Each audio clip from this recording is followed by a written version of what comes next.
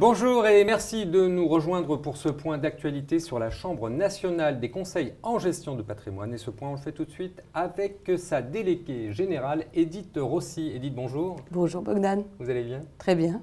Alors, ça fait près de 2 ans que vous êtes à la tête de la Chambre. Vos impressions? Des impressions plus que positives, 2 ans déjà, j'allais dire, des projets très nombreux, des défis à relever, notamment au niveau de toute la politique européenne, des directives MIF2 et MD2, mais également d'autres défis auxquels on ne pense peut-être pas au premier abord. Qui sont par exemple? Par exemple, l'évolution de la profession, c'est très important pour moi, pour notamment savoir se positionner au niveau de nos associations. Vos atouts?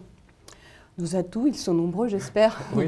Je pense que la Chambre constitue, d'abord, elle est focalisée sur les CIF CGP, et elle a une position de leadership sur ce marché, et elle constitue un benchmark pour la profession, c'est indéniable. Un benchmark vis-à-vis même de nos autorités tutélaires. Donc nous avons bien sûr de nombreux atouts qui est dédié bien sûr à l'ensemble de nos adhérents, notamment une RCP négociée âprement chaque année, un site web auquel ils ont droit et avec un accès privé et de nombreuses prestations de services, des négociations auprès de RCCI, une veille réglementaire et évidemment une capacité qu'a la Chambre à mobiliser les instances ou les institutions compte tenu de sa force. Un vrai travail, ça. Oui, et compte tenu aussi de l'allant et de l'élan des élus que nous avons et qui travaillent en parfaite harmonie avec les permanentes. On ne se rend pas compte de tout le travail qu'il y a en dessous, effectivement. Vos principales réalisations? J'ai entrepris une forte politique de réduction de coûts, et notamment donc, en commençant le cost-killing par la renégociation des gros contrats. Donc, nous avons déménagé rue de Longchamp, comme vous le savez, et j'attaque aussi un autre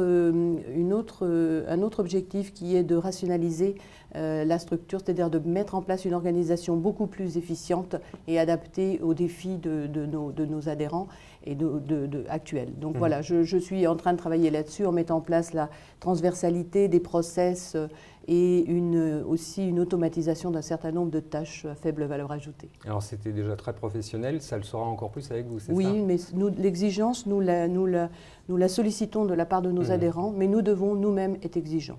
Et nous avons encore des efforts à faire, donc dans certains domaines. Et justement, alors, l'avenir, comment vous le voyez? Il y a des groupes de travail à mettre en place justement sur les menaces que peuvent affronter ou affronteront les associations. Il y aura aussi un certain nombre de projets de dématérialisation de dossiers, et notamment la refonte de notre système, de notre procédure d'admission, qui sera beaucoup plus simplifiée et aussi plus accessible pour de jeunes adhérents qui Ça sera plus facile de rentrer chez vous ou pas?